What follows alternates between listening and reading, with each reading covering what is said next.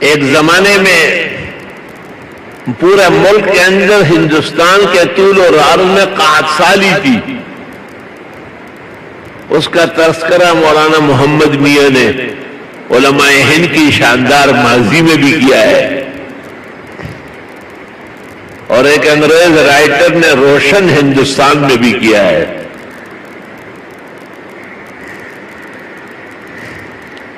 اور نزلۃ الخواطر میں ڈاکٹر سید عبدالحی علی میاں کے والد نے بھی تذکرہ کیا ہے، اور پشتو کی مشہور کتاب در شہوار میں بھی موجود ہے.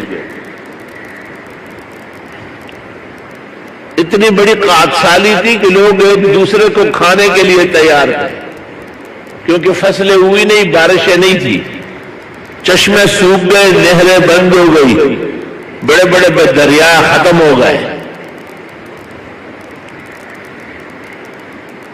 تو بزرگان دین میں سے ایک سوات بابا جی تھے جو بہت بڑے اولیاء اللہ تھے، اور انہوں نے اپنی پگڑی سوات کے راستے میں رکھی تھی اور فرمایا انگریز اس کو عبور کر کے آئے.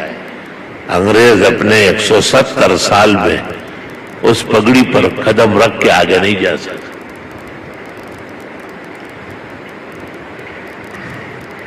ان کی خدمت میں لوگ آئے اور انہوں نے کہا کہ بارشیں نہیں ہیں، ہم بہت پریشان ہیں. چنانچہ بابا جی نے کہا کہ ہم نے تو بہت دعائیں کی، ہر وقت کرتے ہیں، ہماری نہیں چلتی. اللہ تعالیٰ بہت زیادہ ناراض ہے، جیسے اس وقت نظر آ رہا ہے. بالکل مولوی اور ولی اور طالب اور عام اور خاص اور نمازی اور تبلیغی اور سب کے سب خالی ہو چکے ہیں. تو وہ لوگ رونے لگے اور انہوں نے کہا اب ہم کہاں جائیں، ہمارے تمام جانور مر گئے، اب چھوٹے چھوٹے بچے فوت ہو رہے ہیں. سوات بابا جی جب بہت تنگ آئے تو انہوں نے کہا پشاور کے اندر ایک غوث اور قطب ہے، لیکن اس نے اپنے اوپر دوپٹہ ڈالا ہے اور کانوں کے اندر مرکیاں ہیں اور ناک میں نتنا ہے، اتنا بڑا پیغوان ہے جو ہے، تاکہ لوگ پہچانے نہیں. کسی طرح اس کو راضی کرو. وہ کہے کہ یا اللہ بارش برساؤ، یا اللہ اس وبا کو دور فرما. اس زمانے میں پشاور اتنا بڑا شہر نہیں تھا، ایک قصبہ تھا، بھاری بھر کا گاؤں تھا. لوگ آئے اور تلاش کے بعد اس کو وہ شخص ملا. اس نے کہا ہم خواجہ سراؤں کا کیا کام ہے دعاؤں سے بھائی، اور دنیا ختم ہو گئی کہ میرے پیچھے آ گئے. لوگوں نے کہا سوات بابا جی نے بھیجا ہے.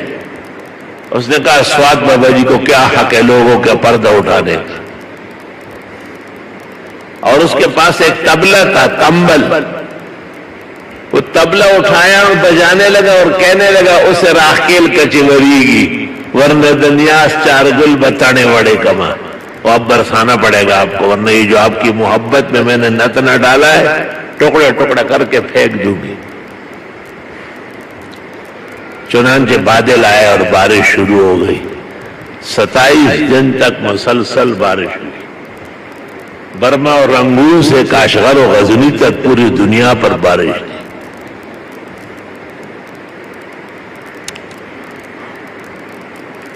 یہ کوئی نئی بات نہیں، یہ بخاری شریف میں ہے کہ حضرت انس رضی اللہ تعالیٰ عنہ کی پھوپھی نے ایک یہودیہ کو مارا تھا اور اس کے دانت ٹوٹ گئے تھے. پیغمبر کی خدمت میں کیس پیش ہوا. آپ نے مدعی و مدعا علیہ کو سنا اور اخیری فیصلہ دیا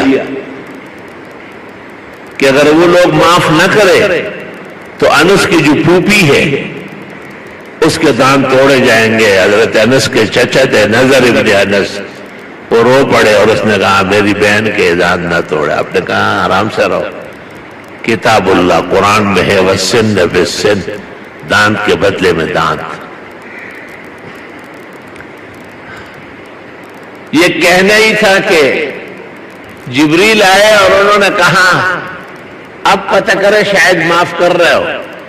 اب جب ان مخالفین سے پوچھا انہوں نے کہا چلو تاوان دے دو. آپ نے کہا رب اشعث اغبر، کتنے پراگندہ بال بکر حال ہے. لو حلف علی اللہ لا برہم، جو وہ کہے اللہ وہی کرتا ہے. حیرانگی کی آپ نے. یہ جرگے تو ہو چکے تھے، منت سماجتیں مکمل ہو گئی تھی، لیکن جب نظر ابن انس نے کہا کہ میری بہن کے دان نہ توڑے تو اس کے بعد آپ نے دیکھا کہ ان لوگوں نے معاف کر دیا. تو ایسے کامل و اکمل اولیاء کی ضرورت ہے، اللہ کے نیک بندوں کی ضرورت ہے کہ وہ اپنی نیکیوں کو سامنے کرے.